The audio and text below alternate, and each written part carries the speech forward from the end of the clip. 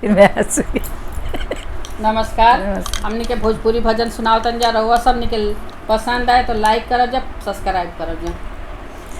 तोहरी नागरिया बड़ी दूर माई कैसे आई, तोहरी नागरिया बड़ी दूर माई कैसे आई।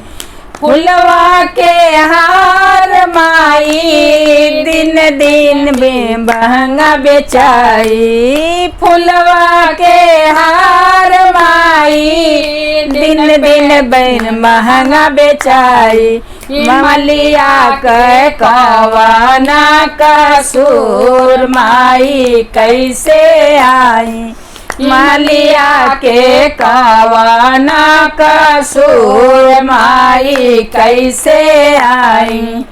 तोहरी नागरिया बड़ी दूर माई कैसे आई, तोहरी नागरिया बड़ी दूर माई कैसे आई।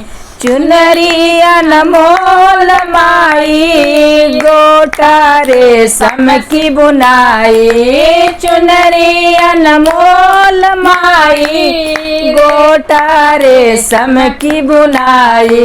बजवा के कवाना कसूर माई कैसे आई, बजवा के कवाना कसूर माई कैसे आई।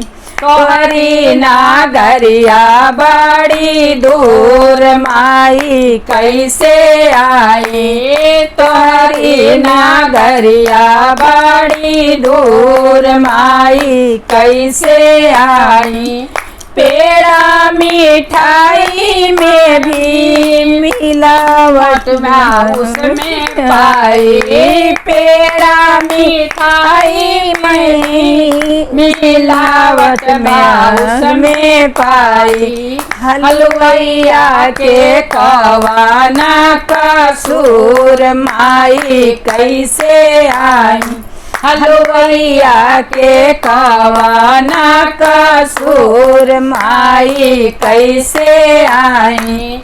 तोहरी नागरिया बड़ी दूर माई कैसे आई, तोहरी नागरिया बड़ी दूर माई कैसे आई। जग की हालत माई दिन में है, जग की हालत